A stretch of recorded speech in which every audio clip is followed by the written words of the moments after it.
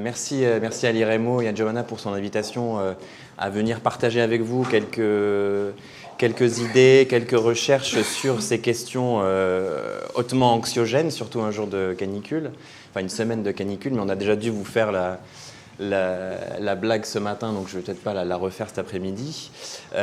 Toujours est-il qu'effectivement, ce matin, vous avez abordé les questions de la mer, plutôt. On a un itinéraire maritime, une journée qui a commencé par un itinéraire maritime.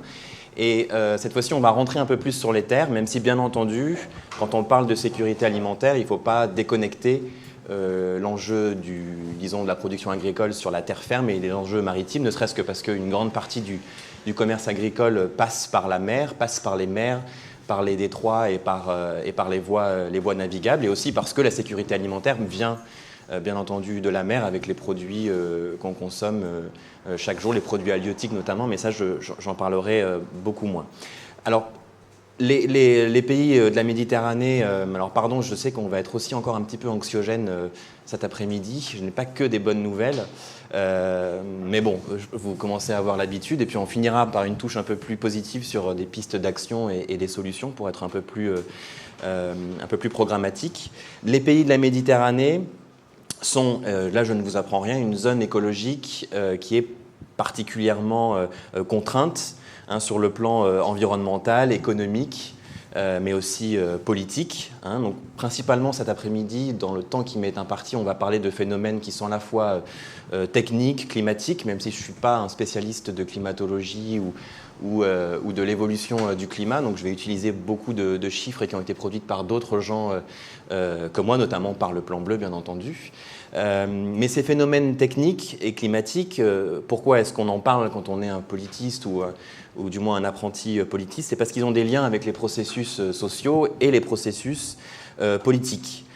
Donc c'est vraiment cet élément-là, cet enchaînement, cet enchâssement entre des phénomènes climatiques, des phénomènes techniques, environnementaux et leurs enjeux, leurs racines politiques et sociales. Donc c'est ce que je vais discuter avec vous cet après-midi et bien sûr en faisant le lien avec les questions de sécurité alimentaire et de production agricole.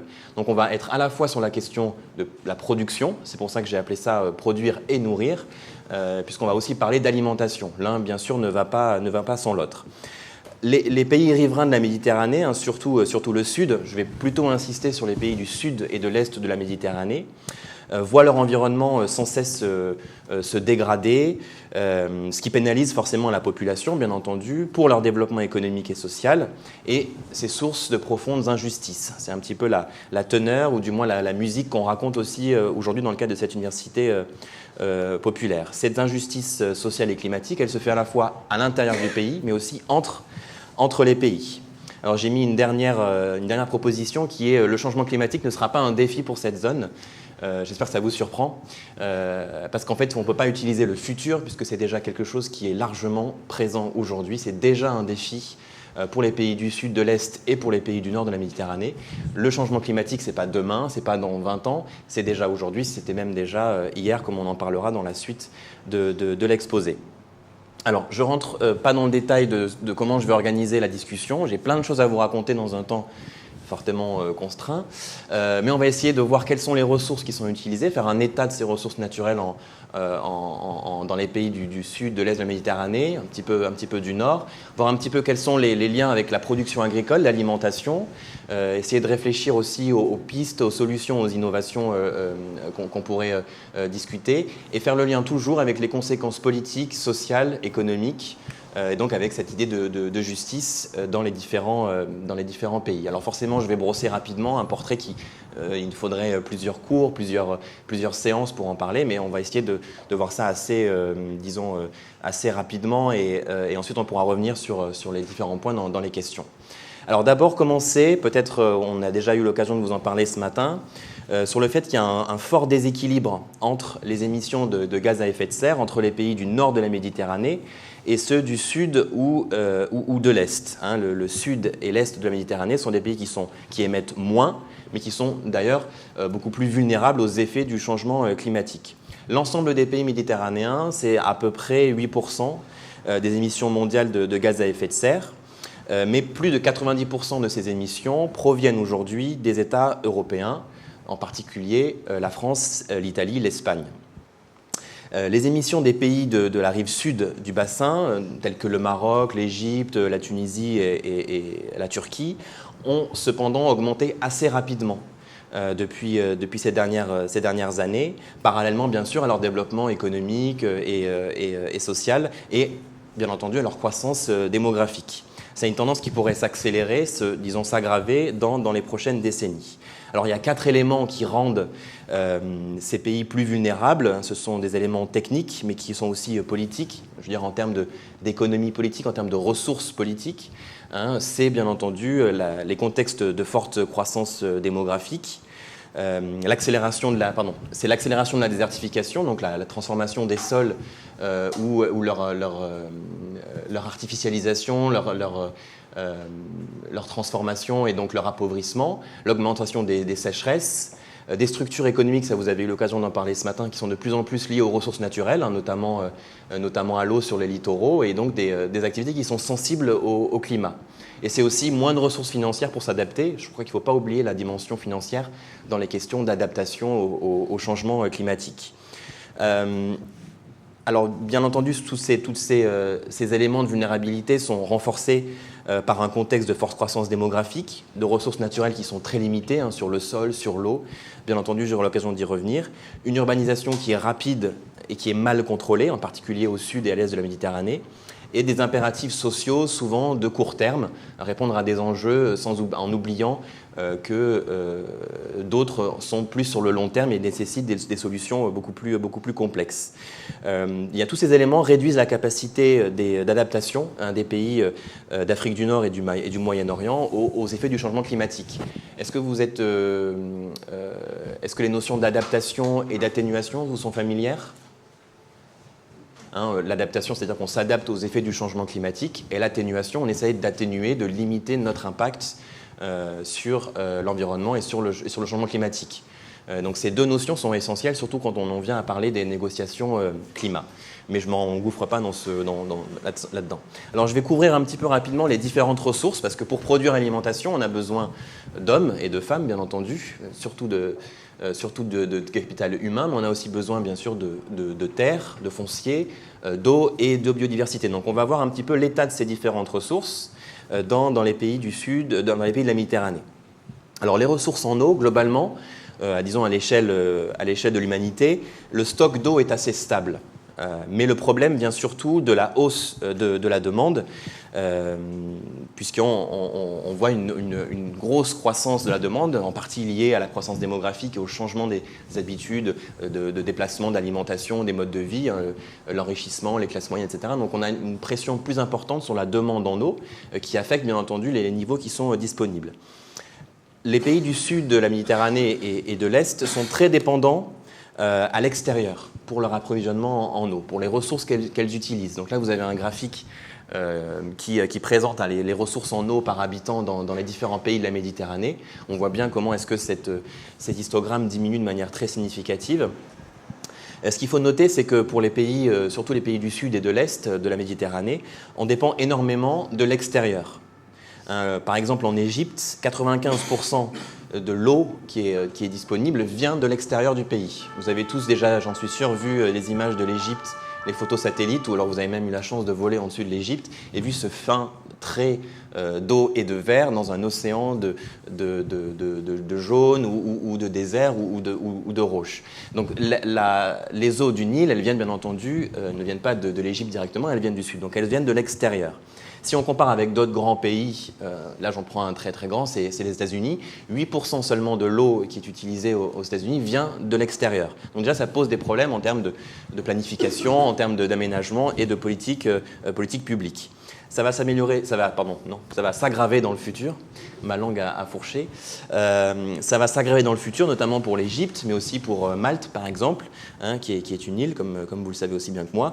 La Libye, la Jordanie vont aussi voir leur disponibilité en eau réduire, en particulier parce qu'elles sont liées aussi au partage avec d'autres États.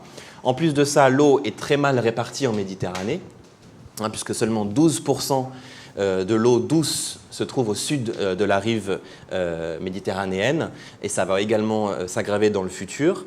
Et en plus de ça, l'eau, donc là vous voyez une évolution hein, pour les pays arabes, pas les pays méditerranéens, mais les pays arabes, l'évolution des ressources disponibles par an et par habitant. On considère qu'en dessous de 1000 m3 par an et par habitant, on est dans un seuil de pénurie hydrique. Donc vous voyez bien entendu les pays du Golfe, c'est extrêmement préoccupant, mais la quasi-totalité des pays arabes de la rive sud et de l'Est sont au-dessus de ces 1000 m3. Donc là c'est une évolution qui vous montre déjà la baisse depuis 10 ans. L'eau sur le bassin méditerranéen, elle est utilisée en grande partie pour l'agriculture. 65% pour l'agriculture. Disons que c'est une moyenne pour l'ensemble du bassin. On est plutôt près des 80-85% pour l'Est et le sud de la Méditerranée. Alors, ce sont des ressources qui sont très mal réparties et qui sont irrégulières. Et donc, on a besoin d'ouvrages. Hein, toutes ces politiques de grands barrages en sont des exemples. Peut-être vous montrer aussi cette carte sur le stress hydrique à l'horizon 2040, où on voit bien notre région qui nous est si chère être dans des situations extrêmement tendues sur le plan de l'eau, hein, pas seulement au sud, hein, mais aussi au nord avec l'Espagne, l'Italie ou toute la partie grecque et turque. Alors j'avance un petit peu pour vous parler des sols. Les sols sont souvent une donnée qu'on a tendance à mettre un peu de côté, alors que c'est essentiel, en particulier pour produire de l'alimentation, pour produire de l'agriculture, mais c'est un objet qui fait moins l'objet de mobilisations politiques comme le climat par exemple, ou la biodiversité récemment. Pourtant, il y a aussi une convention des Nations Unies pour la lutte contre la désertification, donc pour la protection des sols. Aujourd'hui, la FAO, hein, qui est l'Organisation des Nations Unies pour l'alimentation et l'agriculture, estime qu'à peu près 33% des terres sont modérément ou gravement dégradées du fait de l'érosion, de la salinisation, mais aussi du compactage, de l'acidification, bref, beaucoup de phénomènes qui impactent la qualité des sols. Donc ça, c'est une menace directe hein, sur la capacité des générations futures, mais aussi des capacités présentes, bien entendu, à produire une alimentation, à se nourrir. Les possibilités d'expansion des terres, parce qu'on pourrait dire, tiens, on pourrait peut-être produire ailleurs, produire sur des terres qui ne sont pas encore mises en culture, elles sont très limitées. Au niveau mondial, ça c'est certain, c'est quelques pourcents de terres en plus qu'on pourrait mobiliser. Et en Méditerranée, bien sûr, le constat est encore plus alarmant. Parce qu'une grande partie des terres, hein, toutes les terres ne conviennent pas à l'agriculture. Alors oui, on peut faire pousser du blé dans le désert saoudien, on pourra en reparler si vous voulez, mais tout ça n'a pas de durabilité économique ou environnementale de très long terme. L'enjeu de la conservation des sols est vraiment très très important, hein, j'insiste là-dessus, puisque vraiment les sols sont une manière, sont un moyen, la qualité des sols, elle affecte vraiment la capacité à produire de l'alimentation, ils ont des fonctions écologiques bien entendu, et des usages socio-économiques. On pourrait discuter des manières de rétablir et d'avoir des politiques qui soutiennent la question des sols. On pourra en discuter dans le temps de questions-réponses si vous le souhaitez. Comme toujours, le développement de la population urbaine, les questions d'accès au foncier, mais aussi le développement de nouvelles activités industrielles, touristiques, et les changements de mode de vie entraînent une modification de l'usage des sols et donc leur raréfaction ou leur dégradation. Je pense que la question foncière est absolument d'une actualité brûlante, surtout quand on parle du Moyen-Orient, de la région moyen-orientale, dans la mesure où en Syrie, par exemple, quand on en sera à la phase de reconstruction politique et sociale, quand une partie des gens qui ont été obligés et contraints de migrer devront revenir sur leurs terres, on va se poser des vraies questions sur leur accès au foncier qui était le leur alors qu'ils n'ont plus de titre, etc. Donc on voit bien aussi que derrière ces questions qui sont assez techniques, artificialisation, dégradation, il y a aussi des enjeux bien entendu qui sont politiques. Alors le réchauffement s'accélère, ça je ne vous l'apprends pas, on en est encore témoin cette semaine. Au niveau de la surface terrestre, depuis la révolution industrielle, on estime environ à 0,85, 1 degré l'augmentation des températures.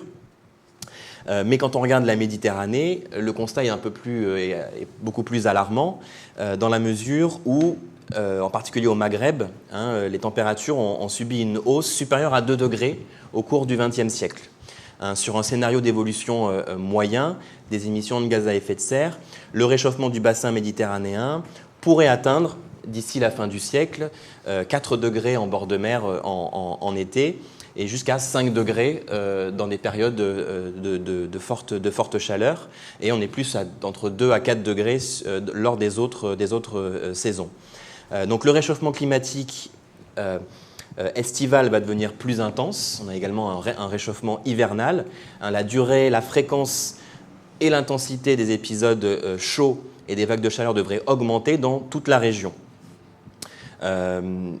Un petit point peut-être sur la question des précipitations et du niveau de la mer. Alors c'est un paradoxe qui est très probable dans la mesure où en Méditerranée, on va avoir à la fois une baisse moyenne des précipitations, en particulier dans l'est de la Méditerranée, et une augmentation des épisodes extrêmes, c'est-à-dire des grosses pluies, des précipitations donc, extrêmes, avec malgré cette diminution des précipitations totales. Donc moins de pluie sur l'ensemble de l'année, mais des épisodes beaucoup plus violents, beaucoup plus extrêmes, qui vont avoir des conséquences sur la capacité aussi à produire l'alimentation et à gérer ces inondations, ces épisodes extrêmes. On aura donc des périodes de sécheresse qui seront plus longues, avec des variations de précipitations intrasaisonnières, donc à l'intérieur même des saisons, mais aussi au cours de la saison et entre les années. Donc là, c'est vraiment un paysage assez catastrophique que je vous livre, mais ce qui veut dire qu'un agriculteur ou une agricultrice qui produit, elle se fie aussi à l'évolution des précipitations. Une grande partie de l'agriculture au sud de la Méditerranée n'est pas irriguée, mais on utilise les eaux pluviales. Donc d'une année sur l'autre, des changements, ça veut dire autant de nécessité de s'adapter à ces fluctuations, et ce qui rend bien entendu compliqué.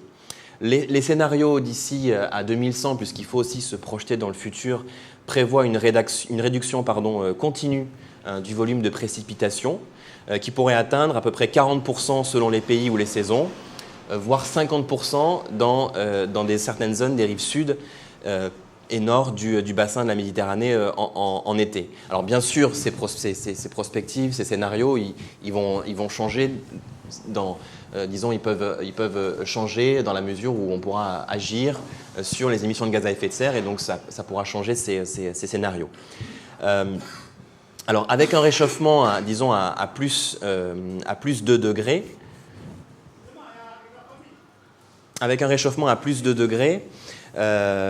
donc c'est plus d'événements climatiques extrêmes, des sécheresses, des pluies aussi qui sont plus intenses, une diminution des réserves en eau, et un élément qu'il ne faut pas oublier, je crois que c'est assez important, la prolifération d'insectes, de maladies qui vont bien entendu limiter les capacités de production agricole.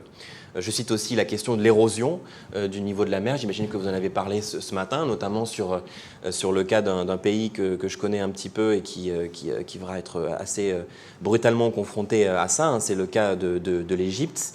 Notamment, qu'est-ce qui va se passer quand le delta du Nil va être soumis à cette érosion, alors que c'est une zone de production très importante sur le plan agricole. Donc les risques de pénurie en eau seront très probables, ce qui va augmenter la concurrence entre les usages agricoles, entre les usages industriels, touristiques ou domestiques. Et la question va se poser de savoir à quel moment on va décider de prioriser tel ou tel secteur sur le plan des politiques publiques. Alors j'avance pour vous dire que là je ne vous apprends rien, l'eau est un enjeu majeur pour les pays méditerranéens, puisque c'est seulement 3% des ressources en eau douce du globe qui sont concentrées dans une région où on trouve plus de la moitié des personnes qui sont dans une situation de pauvreté hydrique, donc en dessous des 1000 m3 par an et par habitant. D'autant plus que près de 60% de ces ressources, je vous l'ai déjà mentionné tout à l'heure, sont transfrontalières. Ce qui veut dire que les eaux qui circulent, qui glissent le long du Nil, viennent du sud du continent africain, ce qui est source de tensions et de conflits, puisqu'elles sont partagées entre les pays. Alors on voit des hydro-puissances, des hydro-hégémonies qui émergent. Alors j'ai cité le cas de l'Égypte, qui a longtemps contrôlé les eaux du Nil, et qui voit son hydro-hégémonie remise en cause notamment par l'Éthiopie depuis plusieurs années, puisque l'Éthiopie est un géant démographique, économique et politique en Afrique, et a décidé de construire un barrage, pas pour l'agriculture, c'est un barrage à vocation de production hydroélectrique, donc pour créer de l'énergie, Petite parenthèse d'ailleurs, je pense qu'il ne faut surtout pas négliger la question de l'énergie, la question énergétique, puisqu'elle est profondément liée à la question des ressources naturelles, à la question du climat et à la question de l'agriculture et des ressources qui sont disponibles. Je reviens à cette idée du caractère transfrontalier des eaux de surface. Alors l'Égypte est un bon exemple, puisque l'Éthiopie construit un barrage sur le Nil qui va modifier le flux d'eau du Nil. Et comme vous le savez aussi bien que moi, Hérodote l'a dit avant moi, donc je vais juste le paraphraser, l'Égypte reste un don du Nil. Sans eau, sans les eaux du Nil, l'Égypte ne peut exister, elle ne peut se nourrir. D'autres situations, disons, d'hydro-hégémonie sont assez révélatrices dans la région. C'est le cas d'Israël face au territoire palestinien occupé, à la Jordanie ou à la Syrie et au Liban, bien entendu. C'est sur le bassin du Jourdain, Israël a établi une forme d'hydro-hégémonie aux dépens de ses voisins, y compris à l'intérieur même des territoires palestiniens occupés et des territoires de 48 d'Israël, dans la mesure où une partie des eaux souterraines sont contrôlées par les autorités israéliennes. Et selon les accords d'Oslo, encore aujourd'hui, les Palestiniens ne peuvent puiser une quantité restreinte d'eau dans ce grand château d'eau qui est pourtant sur leur territoire. On pourrait aussi mentionner la Turquie avec son grand projet qui s'appelle GAP. Je vous passe le nom en turc parce que je ne suis pas du tout à l'aise dans cette langue-là. Mais c'est le projet d'Anatolie du Sud-Est qui a pour ambition de construire de nombreux barrages pour convertir et pour irriguer plus d'1,5 million d'hectares de terre pour en faire bien entendu de l'agriculture. Et donc ça va changer en profondeur, plus des usines de production hydroélectrique. Donc ça va changer en profondeur le débit du Tigre et de l'Euphrate. Et le partage de ces eaux est pourtant vital pour les autres pays de la région, notamment la Syrie et l'Irak. Certains d'entre vous ont peut-être vu ces émeutes de la soif qu'on a vues à Bassora, qui sont beaucoup plus complexes que simplement les constructions de barrages en Turquie, mais qui sont liées aux capacités à mobiliser cette eau pour l'agriculture et pour la consommation domestique. Donc ça renforce d'autant plus la nécessité d'une gestion concertée des ressources naturelles au niveau des bassins, au niveau des grandes régions. Le temps file, donc je poursuis pour vous parler un petit peu de cette relation entre agriculture et climat. Une relation à double, voire triple sens. Alors que la demande de produits alimentaires, de fourrage, de fibres et de combustible ne cesse d'augmenter, puisque la production agricole, ce n'est pas que pour se nourrir, c'est aussi pour l'énergie notamment. Les changements climatiques risquent de dégrader de manière irrémédiable le stock de ressources naturelles dont dépend l'agriculture. Donc l'agriculture dépend bien entendu du climat et de la météo, mais ça c'est plus sur le court terme. Il y a donc une relation à multiples sens entre l'agriculture et le climat. D'abord une relation en termes d'effet, de responsabilité de l'agriculture dans la hausse des émissions de gaz à effet de serre. L'agriculture contribue à maints égards au changement climatique et les changements climatiques ont généralement des répercussions sur la production agricole. Et le troisième volet de cette relation, c'est que l'agriculture peut aussi être une solution pour atténuer les émissions de gaz à effet de serre et les impacts du changement climatique. Alors, j'ai parlé plutôt d'alimentation là que d'agriculture, puisqu'il faut essayer d'imaginer que finalement produire simplement du blé, des tomates ou des fraises, c'est un peu plus complexe que ça, parce qu'il faut les transformer, il faut les véhiculer, il faut les acheminer jusqu'auprès du consommateur, les stocker, etc. Tout ça consomme énormément d'énergie. Mais si on prend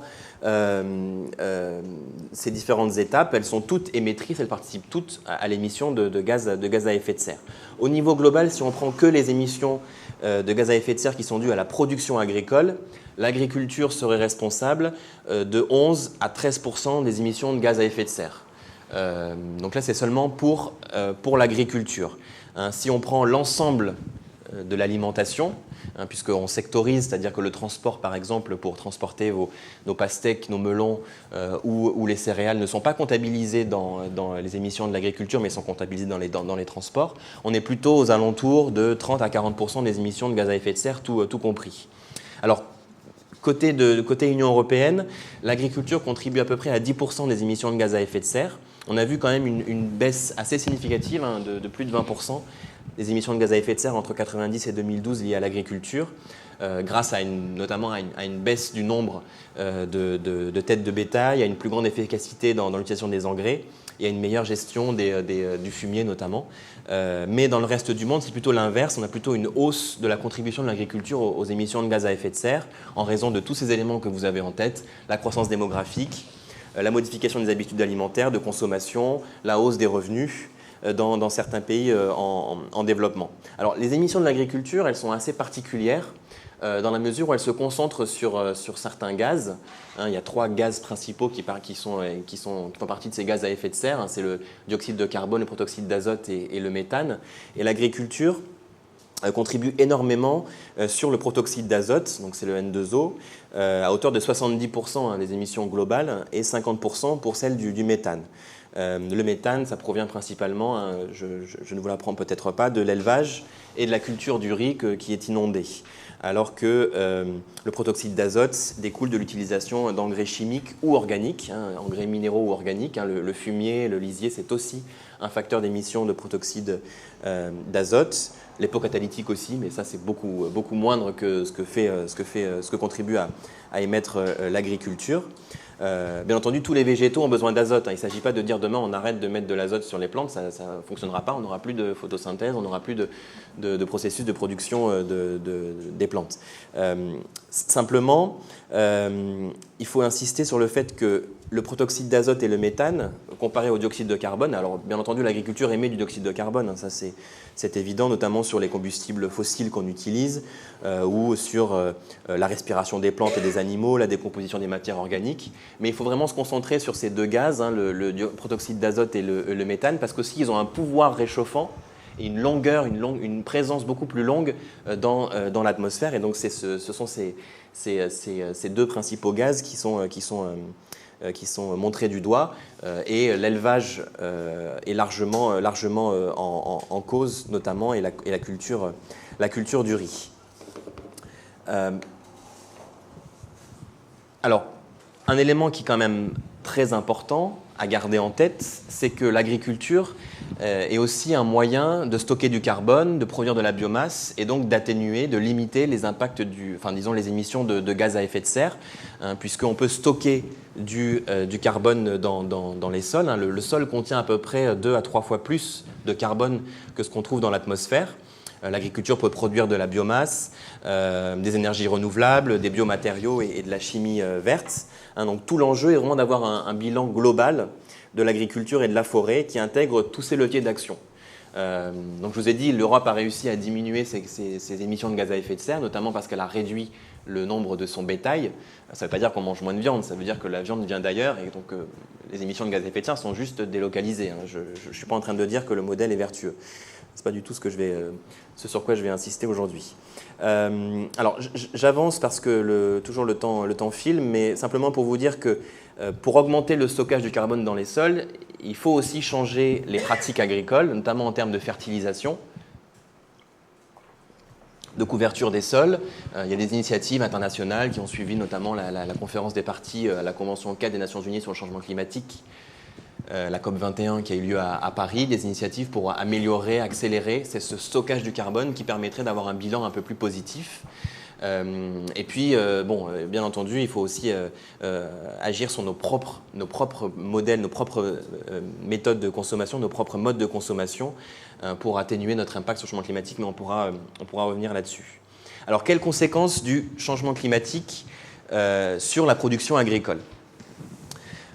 Aux latitudes moyennes, disons, et élevées, on verra que l'accroissement modéré des températures, je pèse mes mots, peut, dans une certaine mesure, je pèse toujours mes mots, avoir un effet assez léger, favorable sur les rendements agricoles.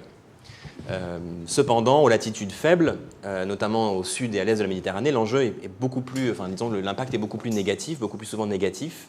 On a certains effets négatifs qui se font d'ailleurs largement sentir dans les agricultures du sud et de l'est de la Méditerranée. Ce n'est pas quelque chose de nouveau. Alors, en termes de baisse des rendements, c'est surtout là-dessus qu'il faut, je pense, insister. Les chiffres varient. D'ici 2050, au niveau global, on prévoit à peu près 25% de baisse de rendement. C'est au niveau mondial, comme toujours, le diable est dans les détails, puisque si on regarde les chiffres qui ont été émis sur l'Égypte, c'est moins 15% sur le riz en raison du changement climatique, moins 30% sur le soja toujours en Égypte. Donc des vrais impacts de ce changement climatique sur les capacités à produire, en même temps que la croissance démographique va être assez galopante, en particulier en Égypte et dans d'autres pays de la Méditerranée. Alors au nord, l'impact sera assez important aussi, notamment sur le sud de l'Europe, sur notamment les cultures céréalières. Et on verra également, alors, en plus des rendements, avoir des vrais enjeux sur le plan sanitaire, qui sont encore des éléments qu'on a tendance à mettre de côté, mais qui sont vraiment essentiels, notamment sur la capacité à protéger ces denrées qui sont produites des insectes, du risque d'altération au cours du temps. Ça, c'est vraiment extrêmement important, dans la mesure où on pourrait aussi avoir, des conséquences en cascade, moins d'alimentation, en raison des baisses des rendements ou des risques sanitaires, vont avoir des effets sur la sécurité alimentaire. J'aurai l'occasion d'en reparler juste après. Ça aura aussi un impact, bien entendu, sur le prix des denrées, le prix de la nourriture. Et toute la question se pose de l'avenir des agriculteurs et des agricultrices dans cette région-là face au changement climatique. Je vais insister là-dessus, notamment parce que cet avenir est en question, dans la mesure où en Égypte aujourd'hui c'est encore 57% de la population qui vit en zone rurale. L'agriculture représente une importante ressource économique. La production agricole est très importante pour ces populations qui vivent dans les zones rurales. Au Maroc, 30% de l'emploi provient de l'agriculture, 70% quand on est en zone rurale. Donc qu'est-ce qui va se passer pour ces gens qui sont aujourd'hui des producteurs et des productrices si demain leur capacité à produire elle est remise en cause par le climat, les ressources? Qu'est-ce qu'ils vont faire? L'histoire est assez têtue, puisque leur capacité de reconversion, quand une sécheresse s'abat sur un troupeau ou sur une exploitation agricole, la capacité de ces agriculteurs et de ces agricultrices de reconversion elle est particulièrement limitée. Donc la perte de productivité peut enchaîner énormément d'éléments négatifs, notamment une accélération de l'exode rural, un départ depuis les zones de production. Donc là, je vais prendre l'exemple rapide de la Syrie. Un départ des zones rurales pour aller se masser dans les villes va accentuer la précarité sociale, mais aussi la précarité énergétique, la capacité à se chauffer, la capacité aussi à se loger dans des villes qui sont déjà largement sous pression démographique, politique, sociale, économique et énergétique. Donc ça va générer de très fortes injustices sociales si les systèmes de protection en face ne sont pas capables de répondre à cette pression de la part des populations qui migrent depuis les zones rurales. Alors j'ai pris l'exemple de la Syrie, puisque la migration provoquée par le changement climatique en Syrie entre 2006 et 2011, on a vu à peu près 60% de la population exposée aux sécheresses dans cette période-là. Il y a eu des très très violentes sécheresses en Syrie qui a enregistré une hausse des températures les plus élevées depuis plusieurs dizaines, vingtaines d'années. Et c'est en 2011, au moment de la sécheresse la plus intense, c'est près d'1 million de Syriens qui avaient déjà été exposés à l'insécurité alimentaire en raison de cette sécheresse notamment, et bien sûr du conflit qui allait se dessiner. 200 000 personnes en 2010 avaient quitté les campagnes pour aller dans les villes, leur exploitation agricole pour aller en zone urbaine. Donc là, vous voyez un petit peu les destructions, pardon, la carte est en anglais, mais les destructions de troupeaux, là où se concentrent les fermes qui ont été détruites par la sécheresse, ce qui a entraîné des migrations assez fortes vers les villes, Homs, Alep, bien sûr, Damas, etc., accentuant la pression, donc, comme je vous l'ai dit, sur des villes qui sont déjà largement soumises aux difficultés économiques, sociales, politiques, énergétiques, de l'insécurité vraiment sur le plan physique, s'est développée dans ces villes-là, à une époque même où le régime de Bachar al-Assad avait déjà entamé la réduction des subventions sur les denrées alimentaires, donc une pression d'autant plus forte sur sur l'alimentation, pardon. Alors je ne dis pas que c'est ça qui a causé le soulèvement syrien et la révolution syrienne, c'est beaucoup plus complexe, mais ce qu'on voit, c'est qu'à travers l'ensemble de la Méditerranée, les questions d'alimentation sont des éléments qui ont tendance qui concentrent, qui agrègent les revendications sociales. Je crois qu'il ne faut pas oublier que dans cette région, le pain c'est la vie. Hein. Aish, c'est à la fois la traduction, enfin ça signifie à la fois le pain et la vie en Égypte. Alors, j'avance aussi pour vous parler du cas du Maroc, parce qu'il est assez intéressant sur les liens entre agriculture, politique, entre sécurité, stabilité et insécurité climatique. Hein, le changement climatique au Maroc est déjà une réalité. Ça se voit sous la forme de sécheresses qui sont récurrentes depuis le début des années 80. Hein, le pays a connu, au cours du XXe siècle, une sécheresse tous les 3 ans. Alors que dans ce pays-là, hein, la production céréalière est largement dominante. Hein, je vous ai mis quelques chiffres pour vous repérer un petit peu. On estime que la sécheresse affecterait d'ores et déjà, de manière chronique, plus de 7 millions de Marocains, soit 1 habitant sur 5 du royaume. Et cet effet de la sécheresse sur les populations est d'autant plus fort dans les zones rurales. L'agriculture est un secteur stratégique au Maroc. Les chiffres vous le rappellent, les chiffres vous le montrent. C'est 40% de l'emploi au niveau de l'ensemble du pays. Une contribution au PIB qui n'est pas négligeable, entre 12 et 15% du PIB.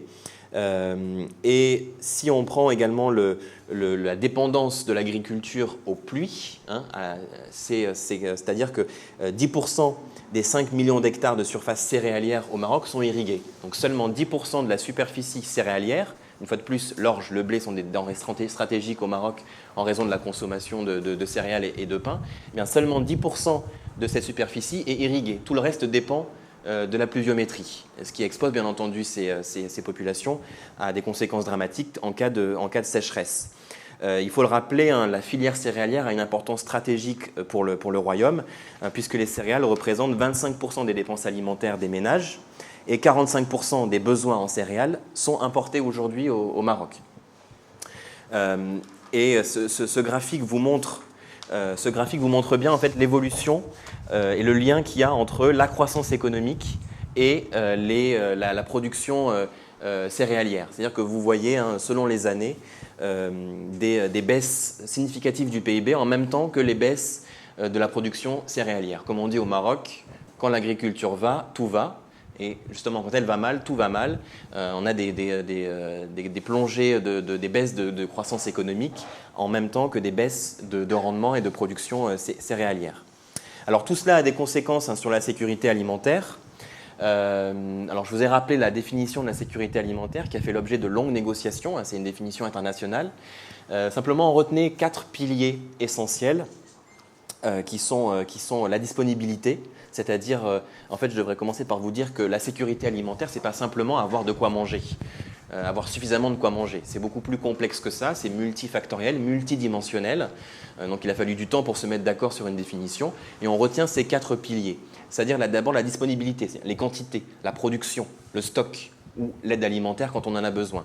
L'accès également, puisqu'il faut avoir, même si on a produit suffisamment de nourriture, il faut avoir les moyens de l'acheter, il faut avoir les moyens d'y accéder. Donc le niveau des prix, les infrastructures de stockage, de transport sont aussi des éléments qui rentrent en compte. Et enfin la stabilité. Pour être en situation de sécurité alimentaire, il faut avoir accès à une alimentation sur le long terme. C'est-à-dire qu'on ne peut pas avoir des problèmes aujourd'hui ou demain pendant 2 mois, après ne plus avoir de problèmes, puis etc. etc. C'est-à-dire que les périodes de soudure sont des éléments, de soudure alimentaire, sont des éléments qui affectent grandement la santé des populations.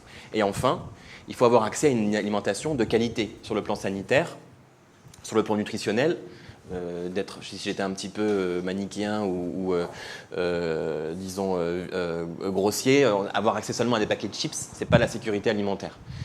Et enfin, une dimension culturelle, c'est-à-dire que si vous mangez des racines, on ne va pas vous donner autre chose que des racines, on ne va pas changer les modes de consommation alimentaire.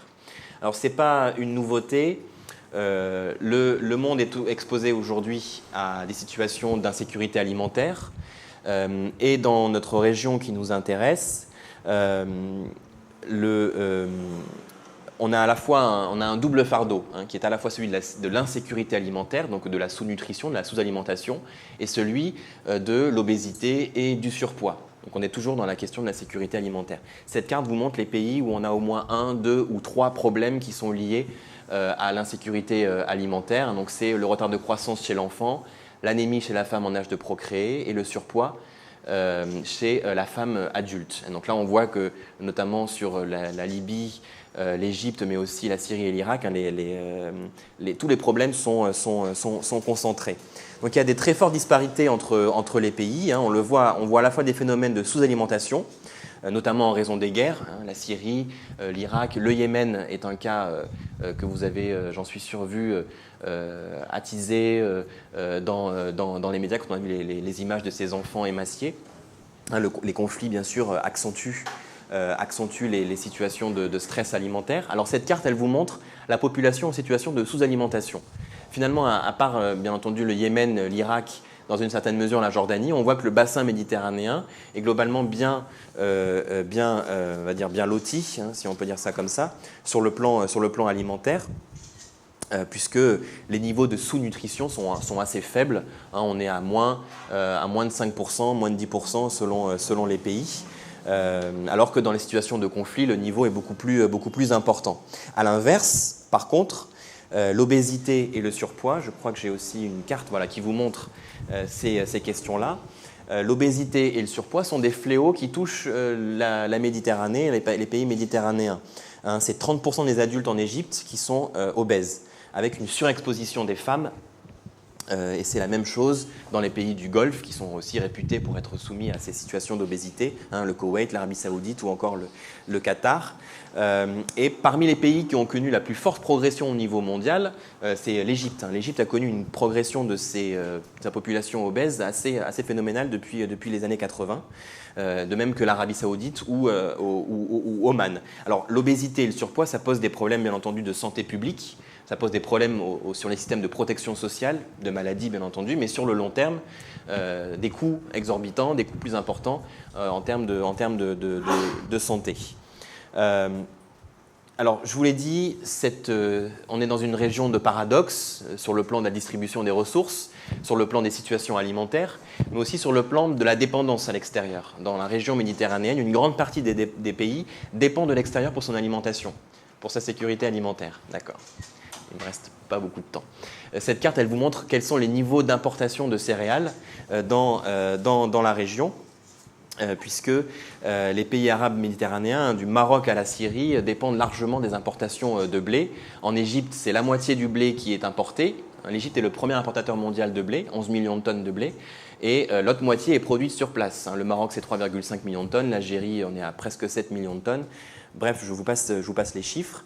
Et un déficit croissant de la balance agricole, de la balance commerciale agricole dans l'ensemble des pays. Et sur le long terme, on prévoit que cette région-là sera parmi les premières régions importatrices de céréales. Donc une très forte dépendance aux marchés internationaux, ce qui a des conséquences bien entendu financières hein, sur les pays, avec la hausse des cours, la hausse des prix des matières premières agricoles notamment. Sur les budgets publics. Hein, les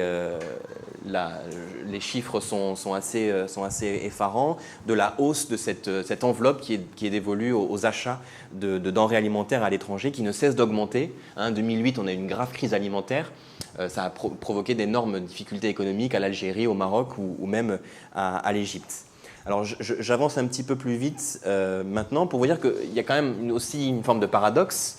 Puisque si les pays du sud de la Méditerranée dépendent de leurs importations alimentaires, notamment sur les céréales, elles sont en même temps productrices de denrées alimentaires pour les pays du nord.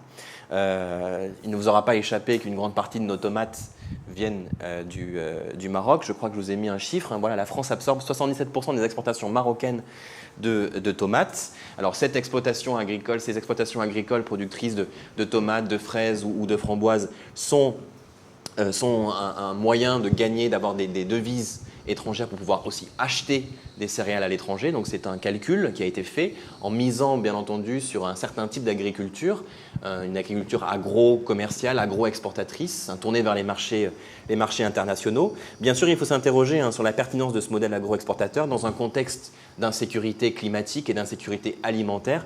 Le cas du Maroc est particulièrement éclairant. On pourra revenir à la discussion sur les changements de stratégie qui ont été opérés. Alors, produire au sud et consommer au nord, il faut aussi s'interroger sur les conditions dans lesquelles sont produites cette alimentation. Finalement, aujourd'hui, on apprécie beaucoup de manger des fruits ou des légumes hors saison, y compris, ou du moins d'augmenter la saisonnalité des tomates ou des fruits et des légumes.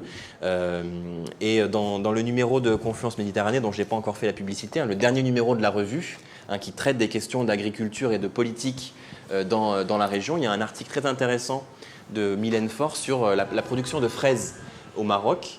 Donc des fraises qui sont bien entendu majoritairement pour l'exportation, où elle décortique les conditions dans lesquelles sont produites les fraises, le fait que la production, le fait que par exemple les normes de production du Nord, donc de l'Union européenne, s'imposent aux pays du Sud, notamment le Maroc, ce qui a des effets bien entendu sur les plus petits agriculteurs, les plus petites agricultrices qui ne peuvent pas être compétitifs face aux autres producteurs.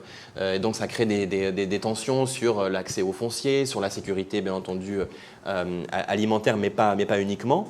Des pressions environnementales. Ces productions de fraises ou de tomates sont fortement consommatrices d'engrais. Donc la façon de produire elle-même peut être discutée.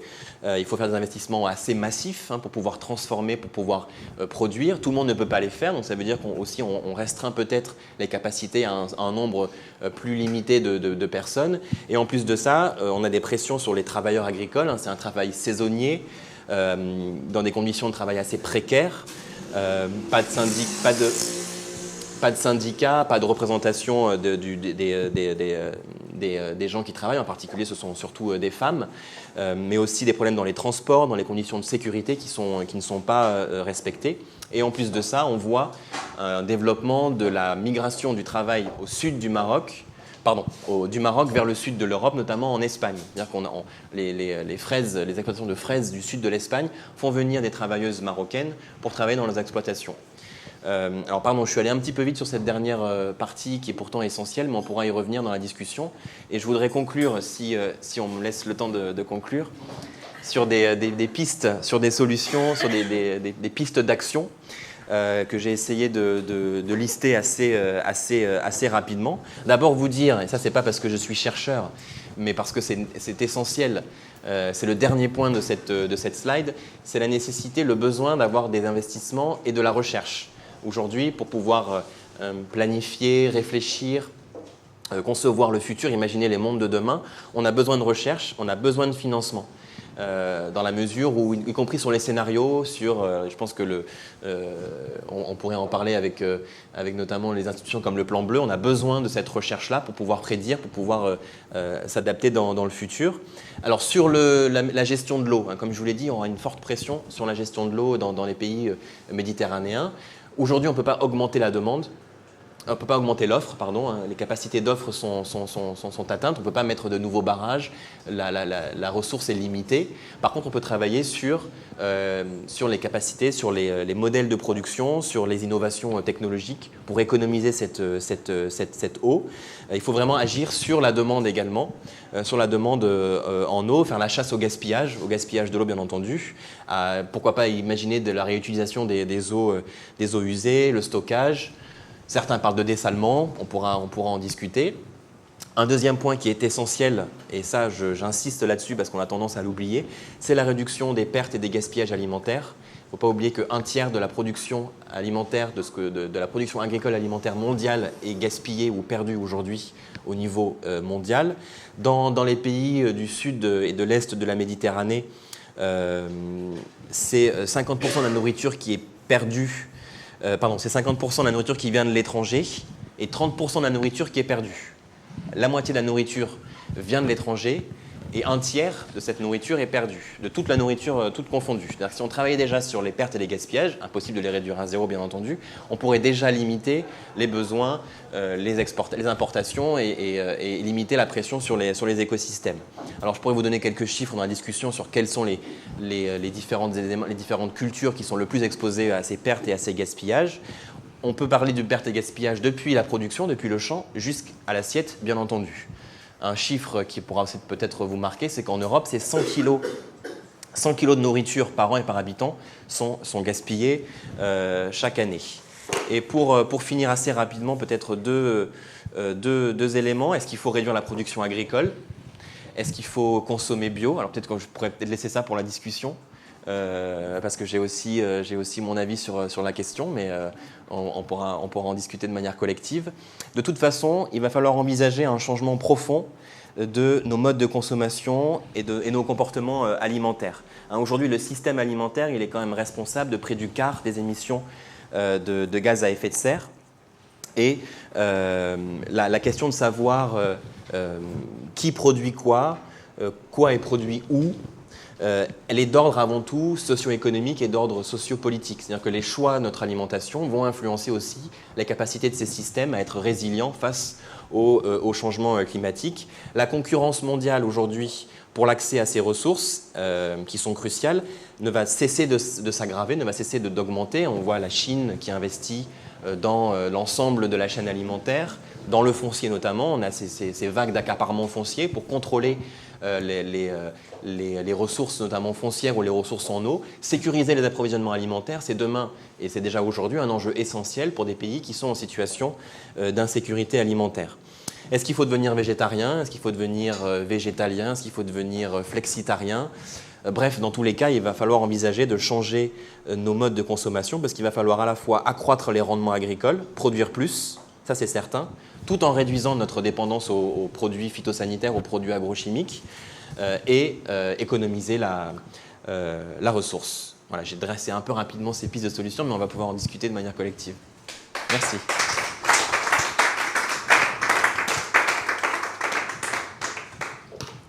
Il me semble qu'un des problèmes les plus importants, c'est le problème de l'eau. Alors, est-ce qu'il y a, au sein de tous les pays de la zone Méditerranée, est-ce qu'il y a par exemple un organisme qui est chargé de ça, qui est avec une entente entre les différents pays? Parce que c'est à la fois un enjeu sanitaire, puis c'est un enjeu politique, parce que les pays qui sont dépendants de l'eau, ou les pays qui, au contraire, ont des fleuves, c'est quand même un pouvoir politique extrêmement important. Alors, est-ce qu'il y a au sein de cet ensemble méditerranéen une structure qui est chargée uniquement de ça, de l'eau? Oui, au sujet de la gestion de l'eau, est-ce que vous avez eu l'occasion de faire quelques stages en Israël Non, mais je parle sérieusement, il y a quelques années, j'ai eu dans ma classe un étudiant israélien qui a fait une très très belle étude sur la gestion de l'eau, mais ça date pas d'hier, c'est très très très... Bon, oui, j'ai tiré de ce travail remarquable qu'en Israël, l'eau est un problème. C'est pourquoi c'est pas demain la veille que les Israéliens lâcheront le château d'eau qu'on appelle, qui appartenait à la Syrie. Mais pour les pays méditerranéens, il y a une très très bonne gestion d'eau, puisque souvent l'eau est détournée de la consommation de Monsieur Tout-le-Monde pour arroser les terrains de golf. Vous voyez, c'est bien, oui. Si c'est un problème, madame. Quand vous laissez une ville assoiffée, si ce n'est pas un problème, qu'est-ce que c'est? À propos d'eau, simplement, j'ai été étonnée par les chiffres qui apparaissaient sur les graphiques sur la disponibilité en eau par habitant. Israël et la Palestine, c'était pratiquement la même chose. Bon, je ne sais pas pourquoi, mais j'avais dans l'idée que c'était pas tout à fait la même chose. Voilà, juste la slide d'avant, vous voyez. Voilà. Ressources en eau par habitant. Alors, c'est peut-être la ressource potentielle, sans détournement. Ah oui, bien sûr. Voilà. Alors, je vais commencer par votre question sur certains pays qui ont, comme Israël, qui ont mis en place des gestions très efficaces de l'eau. À titre purement individuel et personnel, mon père est agriculteur dans le sud de la France. Et il m'a souvent dit que c'était les ingénieurs égyptiens, notamment, et israéliens, qui venaient en France dans les années 70-80, dire en gros comment gérer l'eau, comment mieux faire un usage beaucoup plus efficace de l'eau dans les systèmes agricoles. Et effectivement, je pense que le cas d'Israël est assez intéressant, puisque Israël est quand même une puissance économique et une puissance agricole de premier plan, enfin, ne serait-ce que sur la recherche scientifique. C'est absolument énorme, certainement lié au fait qu'ils sont dans un environnement extrêmement contraint, c'est-à-dire que leurs capacités d'échanger avec leurs voisins sont absolument limitées.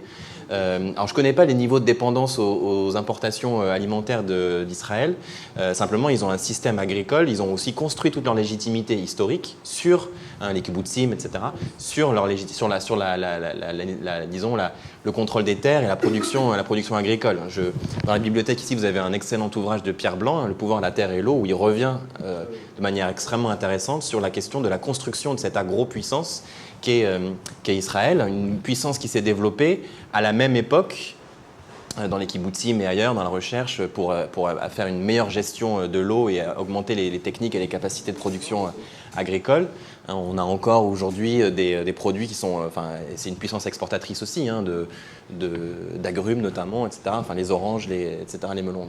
À la même époque, on avait Nasser qui construisait son barrage à Assouan, et qui lui aussi pouvait augmenter sa production agricole en maîtrisant les eaux du Nil. Alors il y a énormément c'est très discutable, c'est très controversé, etc. Mais on était à une période dans les années 70-80 où, disons, la puissance s'exprimait aussi par la capacité à sécuriser ses approvisionnements alimentaires, à ne pas être dépendant de l'extérieur.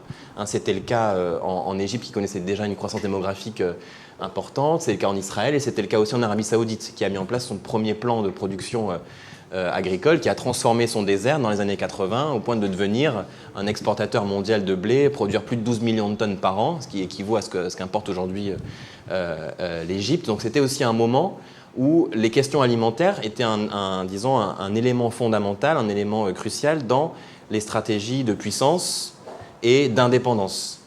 Aujourd'hui, la production alimentaire et la production agricole est peut-être pas aussi importante qu'elle ne devrait l'être, bien entendu, notamment dans ces pays-là, même si on parle de souveraineté alimentaire. C'était le discours d'Emmanuel Macron au dernier salon de l'agriculture, pardon.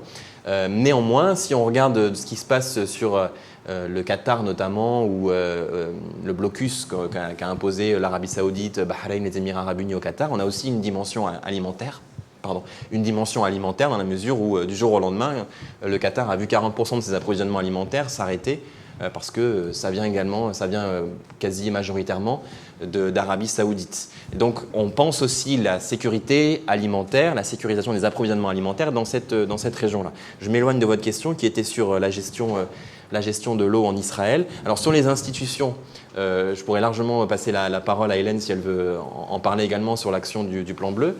Mais on a, au niveau de la gestion des bassins, une histoire assez importante, notamment en France, sur la gestion des fleuves, des bassins, etc. Donc là, c'est des organisations qui sont régionales. On retrouve la même chose dans certains pays sur les fleuves. Au Maroc, des systèmes d'organisation autour de la gestion en eau des bassins qui fonctionne plutôt bien. Après, sur l'aspect transfrontalier, c'est beaucoup plus complexe. Sur les eaux du Tigre et de l'Euphrate, il n'y a pas d'organisation. Ça a été l'objet de nombreux colloques, de nombreuses réflexions, de nombreuses conférences internationales pour augmenter permettre la coopération autour de ces eaux-là. Mais ça reste, à mon avis, de ma propre connaissance, assez limité. On avait un organisme qui gérait les eaux du Nil, une convention internationale qui gérait les eaux du Nil, qui était qui était majoritairement en faveur de l'Égypte, qui a été remis en cause par l'Éthiopie. Donc des conflits qui continuent autour de cette ressource-là. En termes d'institutions internationales, je vais quand même citer le CIAM, qui est le Centre international des hautes études agronomiques méditerranéennes.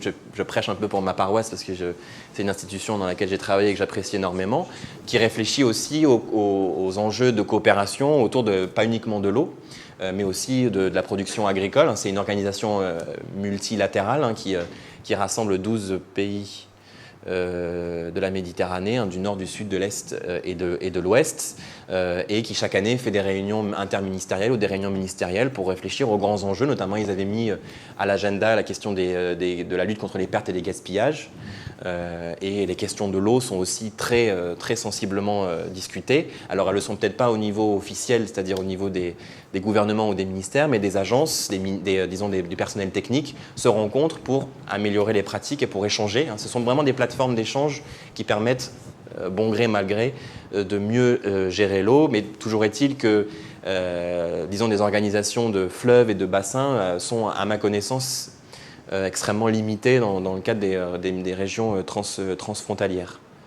Alors la question des golfs, oui, ça, bon... c'est pas une priorité d'avoir des golfs, alors que protéger les ressources en eau, effectivement, ça peut l'être, ça pose énormément de questions et les modèles de développement sont assez paradoxaux parfois quand même. Hélène, vous voulez peut-être rajouter quelque chose sur les institutions liées à l'eau ? Non. Sur les institutions de l'eau, pas forcément, c'est pas ma spécialité, mais enfin, il y a des institutions de coopération et d'échange, au moins au niveau technique, qui existent sur l'ensemble du bassin méditerranéen. Après, une vraie structure de gouvernance, je pense que vous avez répondu, elles sont liées à des ressources partagées, elles sont compliquées, voire parfois inexistantes. Mais sur une question, la coopération telle que moi je la connais, elle s'inscrit plutôt sur un terrain technique, à l'échelle de la Méditerranée. Voilà. Il y a une belle initiative. Pardon, non, je vous en prie. Il y avait une question sur Israël, Palestine, ressources en eau. Donc là, on est bien sur des ressources en eau propres. Après, on a des données plus récentes qu'on pourrait actualiser là-dessus. Et ce sera un des thèmes du rapport sur l'état de l'environnement et du développement qu'on est en train de publier. Mais effectivement, il y a la question de l'efficience dans la gestion de l'eau qui peut faire des différences extrêmement importantes. Personnellement, j'ai eu la chance, il y a 25 ans, de faire un stage en Israël sur ces questions-là et on voyait bien déjà qu'il y avait des différences importantes, à la fois sur réutilisation des eaux usées, utilisation des eaux saumâtres, gestion à l'époque de techniques de goutte à goutte importantes, culture sous serre, et puis même redécouverte d'anciennes techniques qui pour certaines étaient des techniques bédouines de canalisation et de gestion des eaux pluviales. Donc beaucoup d'investissements, c'est sûr, sur la question, sur un pays qui reste un pays phare, sur ces questions de gestion de l'eau. L'INABAT1 et leur système d'irrigation.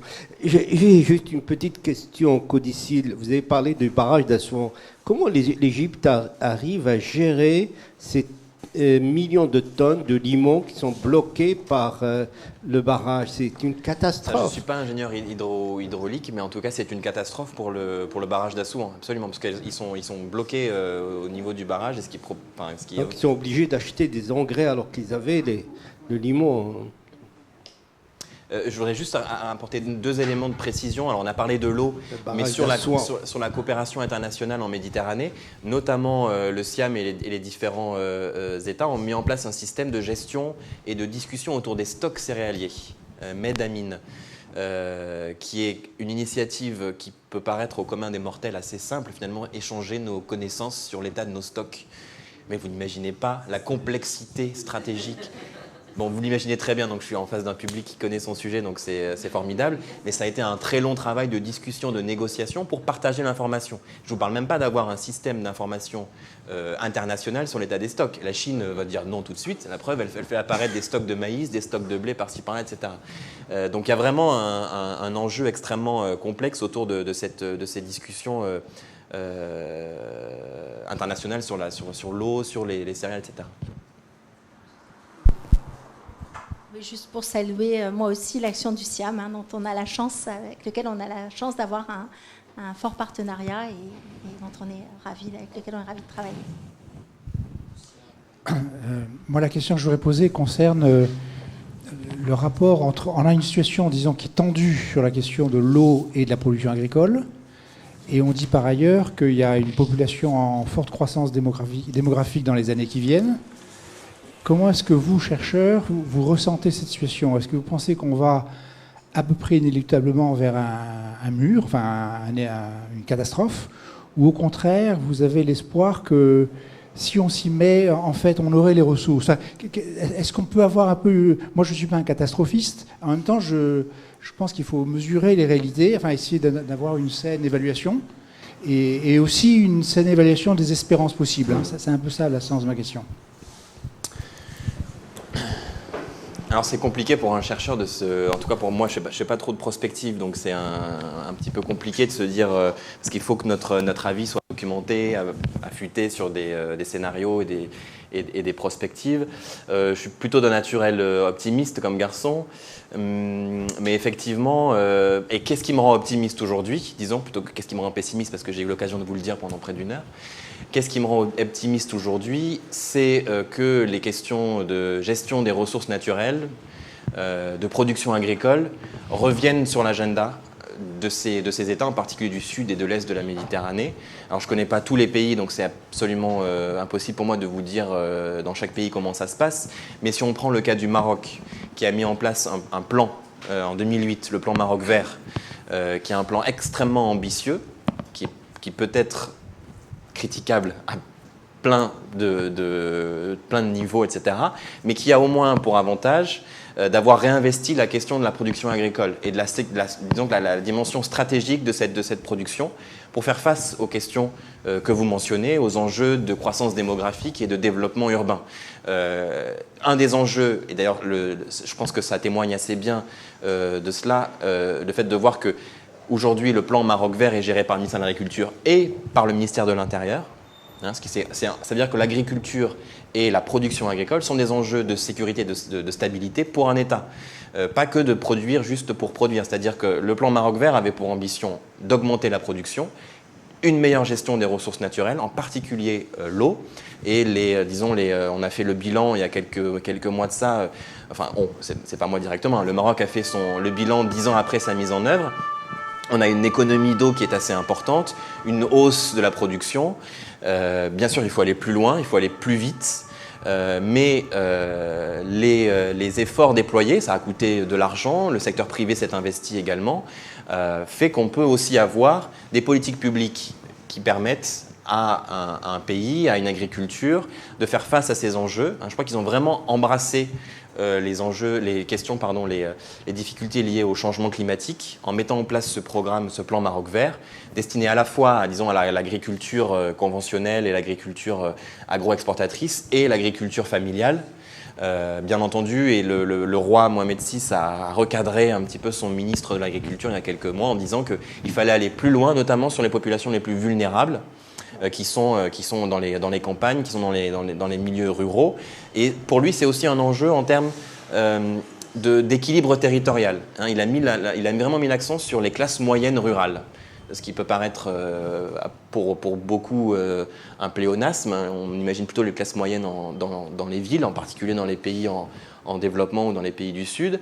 Mais il veut qu'aussi, disons que la création de richesse, la création de croissance se trouve dans les campagnes, chez les agriculteurs et chez les agricultrices, mais pas uniquement. Donc une réorientation peut-être plus marquée sur les campagnes. Le plan Maroc Vert a participé à la distribution de systèmes de goutte à goutte, de systèmes techniques, de formation pour améliorer les capacités, la résilience de l'agriculture. Tous les pays n'en sont pas à mettre en place des programmes agricoles aussi ambitieux et qui, avec tous leurs travers, vraiment attaquent ces enjeux-là. Et ce qui me rend un peu plus catastrophiste et un peu plus pessimiste, c'est sur les conséquences des conflits, notamment au Yémen, en Syrie, en Irak, où on voit aujourd'hui, ça brûle dans le nord de la Syrie, dans le nord-est de la Syrie, dans les régions contrôlées par les autorités kurdes. Les champs de blé, alors que c'est la moisson, ils brûlent, pour plein de raisons, et ça pose énormément de questions et de défis en termes de sécurité alimentaire, etc. pour le pays. Mais si on regarde un peu plus loin, la question foncière notamment, je pense qu'elle est absolument essentielle. Et ça, ce sont disons des problèmes à gérer sur le très court terme et qui ont un impact sur le très, très long terme. Moi, j'avais deux petites questions. Une, si on pouvait revenir sur une carte que je n'ai pas bien compris. Je crois que c'est la carte de stress hydrique. Alors, attends, doucement. Non, c'est pas celle-ci. Il y avait les pays en vert, en fait. Tu peux défiler un petit peu? Encore. Ah, attends, je vois c'est celle-ci. En fait, il disait les pays nord, ils ne faisaient pas l'objet d'une étude. C'est pas celle-ci, je crois, c'est celle d'avant. Non. Celle-là, peut-être? Oui. Ouais, voilà. Sur la sécurité alimentaire. Exactement. Donc, justement, là, si je l'ai bien lu, on dit que tous les pays en vert, ils sont pas l'objet d'études, non? Pays exclus d'études. En gris, ne sont pas concernés par l'étude. Pourquoi? Il faudrait demander aux Nations Unies, donc ça va être la FAO qui a fait Alors, après, je pense qu'il y a un problème d'accès aux données, notamment pour certains pays. Pas pour la France, bien entendu, mais pour certains pays. Mais disons, la Russie, la France et l'Espagne, le Canada aussi, en sont exclus. Alors là, je ne sais pas. Je pourrais me renseigner. Mais... Ok. Et puis, une question pour... je ne sais pas si c'est pour conclure, s'il n'y a pas d'autres questions après. Et faut-il... Ah, ouais. Ben, ma question, ça sera, faut-il manger bio, en fait? Ah, ben merci quand même. Alors, ma question, moi, j'ai un dilemme, en fait. Donc, en fonction de la demande qui croît avec la population et donc qui demande de la production de certaines, on va dire, exploitations qui sont très consommatrices d'eau, est-ce qu'il faudrait changer d'alimentation ou de mode d'alimentation? On prend par exemple les agrumes et la tomate, ça ne vaut plus le coup parce que ça consomme énormément d'eau pour la production. Et quand on voit ça, est-ce qu'on va continuer sur cette voie-là ou pas? Merci. On coupe la caméra, non, c'est là où... faut-il manger bio? La question, elle est complexe. Ça, c'est une réponse de chercheur. Pourquoi elle est complexe? Parce que il y a une étude assez récente de l'ADEME, l'Agence pour la maîtrise de l'énergie, j'oublie toujours le D et le E. Bon, une agence française qui s'occupe des questions notamment d'énergie. La maîtrise de l'énergie, voilà, ça a mis un D quelque part. Enfin bon, peu importe, vous voyez ce qu'est l'ADEME, qui montre que tiens, je vais vous montrer une carte, enfin pas une carte, un graphique qui est plutôt intéressant. Voilà. Ça, c'est sur disons, les hypothèses de régime alimentaire si on voulait avoir une Europe agroécologique à l'horizon 2050, qui est produite par l'IDRI, l'Institut du développement durable et des relations internationales. Alors, le bio et l'ADEME. Le bio, globalement, a un rendement plus faible. Ce qui veut dire, et là c'est un petit peu schématique, mais que sur 1 hectare de production en bio, forcément, on va avoir une perte de rendement. Donc, c'est-à-dire qu'il va falloir mettre plus de superficie en production. Donc potentiellement déforester, potentiellement changer l'usage des sols pour produire une alimentation biologique. Donc effectivement, rapporté au kilo, on se retrouve finalement dans des ordres de grandeur en termes de changement climatique, en termes d'émissions de gaz à effet de serre. On se retrouve dans des ordres de grandeur qui sont parfois assez similaires.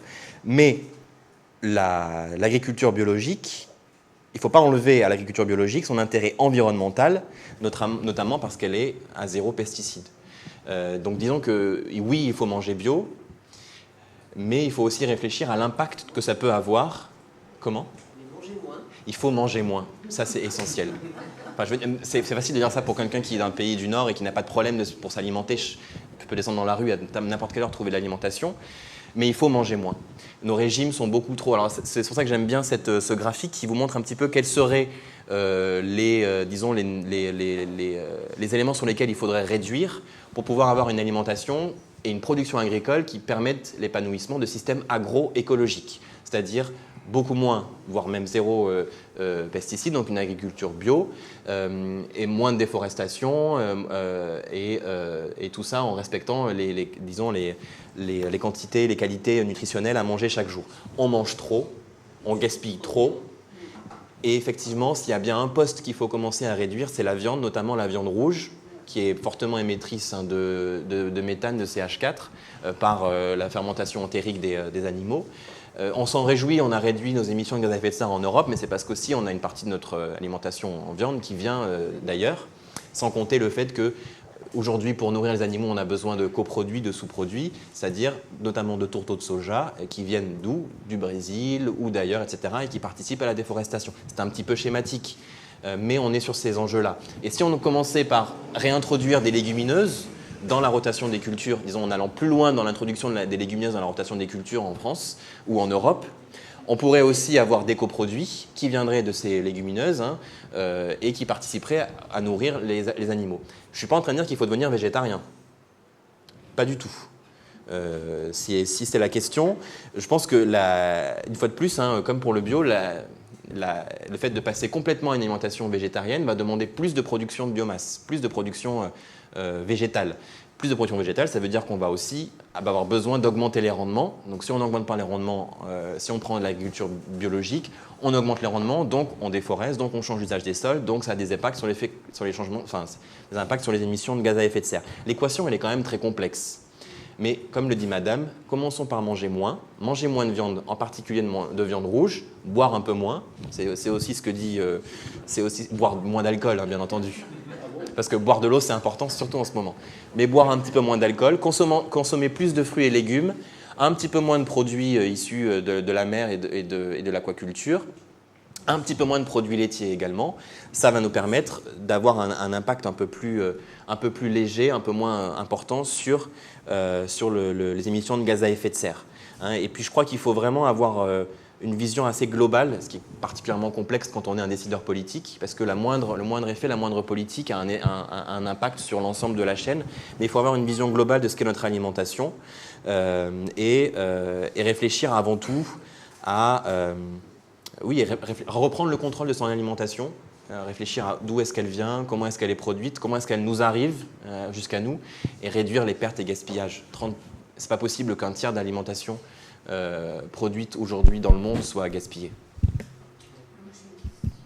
Oui, vous nous avez dit que vous pourriez nous donner des précisions, notamment sur ces pertes et gaspillages dans les pays de la zone qui nous intéressait aujourd'hui, parce que je relève que quand même, ce qu'on vient de dire à l'instant, ça s'applique à nous, Européens du nord de la Méditerranée. Mais qu'est-ce qu'on peut dire pour les gens du sud et de l'est de la Méditerranée? Comment peuvent-ils faire pour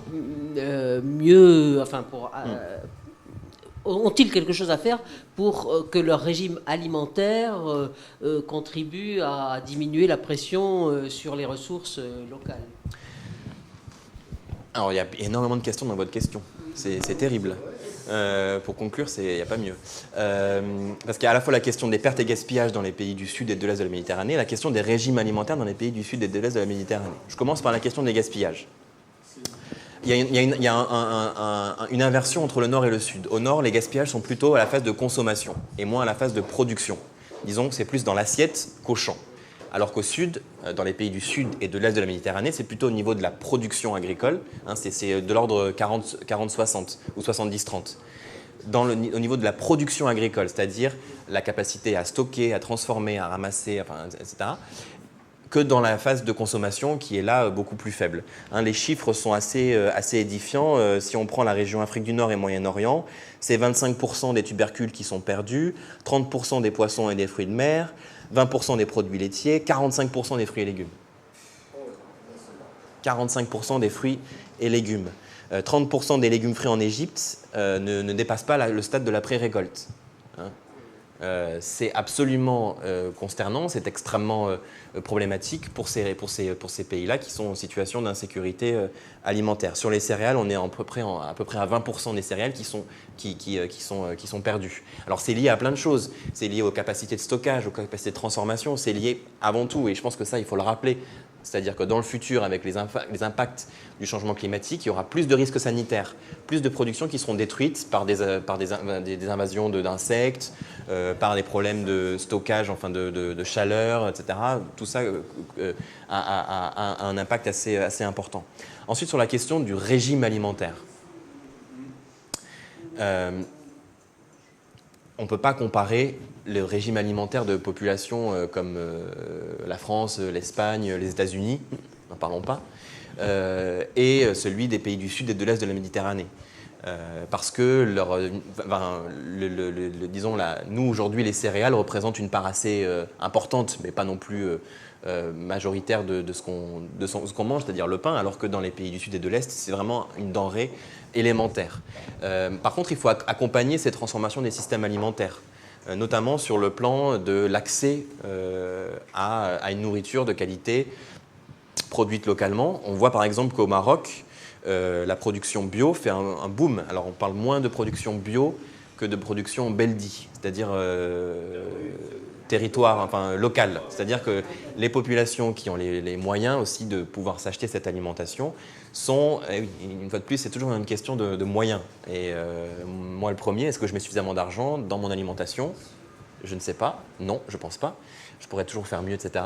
Mais on voit aussi des mouvements autour de cette alimentation de meilleure qualité, locale, qui est produite, pas forcément bio, c'est vraiment la dimension du local, de consommer pas très loin, des paniers du paysan qui émergent aussi au Maroc.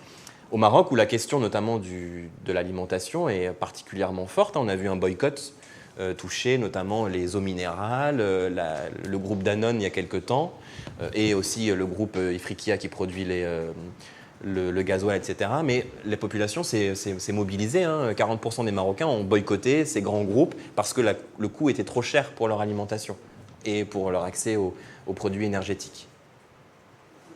Mais je pense que j'aimerais creuser cette question des régimes alimentaires dans les pays du Sud pour bien comprendre qui mange quoi et quoi mange qui. Dans les solutions, il y a le problème des semences aussi. Autrefois, les agriculteurs, ils gardaient d'une année sur l'autre leurs graines, etc. Alors que maintenant, c'est Monsanto, je crois que c'est Monsanto, qui a le monopole. Enfin, c'est surtout très grave pour l'Afrique, quoi. Alors, je ne suis pas extrêmement compétent pour parler des semences. Simplement, je crois qu'il faut... Comment ? Ah, oui, alors ce qui est un problème aujourd'hui, c'est certainement plus la question du paquet technologique qu'il y a derrière la semence. C'est-à-dire que notamment pour les agriculteurs des pays d'Afrique, derrière une semence, il y a tout un paquet technologique, donc des produits phytosanitaires qui sont utilisés dans cette semence-là. Et donc ça crée des relations de dépendance à des groupes, des firmes, etc. Après, je pense qu'on a besoin de recherche scientifique. Enfin, produire une semence, j'imagine que vous avez forcément vu le Cache Investigation sur la question des semences il y a quelques semaines. Produire une semence aujourd'hui de très bonne qualité, qui résiste aux effets de la sécheresse, ça prend du temps, ça coûte de l'argent. Et donc, on a besoin de soutenir soit la recherche publique, soit la recherche privée, de l'accompagner pour un accès juste et équitable pour tous à ces semences-là qui sont aussi une solution pour faire face aux effets du changement climatique. Si je peux me permettre, là c'est la juriste qui parle. Je pense que... Oui, par rapport aux semences et les solutions qui pourraient être envisageables dans le futur, notamment juridique, c'est que les semences passeraient en fait dans un commun de l'humanité et en fait il ne pourrait pas y avoir d'appropriation, de propriété intellectuelle parce qu'en fait ce qui se passe dans la recherche et développement sur les semences c'est que c'est de la propriété intellectuelle et des royalties qu'on appelle ça, enfin en anglais. Et ce qui fait que les personnes qui veulent s'en servir d'une année sur l'autre doivent payer une taxe de propriété intellectuelle, je schématise. Et c'est vrai qu'il y a pas mal de personnes, environnementalistes ou d'autres juristes, qui en fait réfléchissent sur des régimes qu'on appelle des communs de l'humanité, que ça soit la mer, avec l'océan, mais même les... Je perds le nom, mais c'est les zones non appropriables maritimes, et aussi, par exemple, les semences, l'atmosphère, etc. Donc après, ça, c'est des pistes, peut-être pour l'avenir, de solutions. Effectivement, c'est un système. C'est un système qu'il faut re-questionner parce que, une fois de plus, il y a besoin de tellement d'argent pour faire de la recherche et pour améliorer ces semences-là. Il suffit, pour produire suffisamment, etc. On a quand même besoin d'une recherche publique. À ce moment-là, si c'est dans le cadre des communs, pour améliorer nos capacités à produire. Merci beaucoup, Mathieu. De rien, Giovanna. Merci. Merci à vous.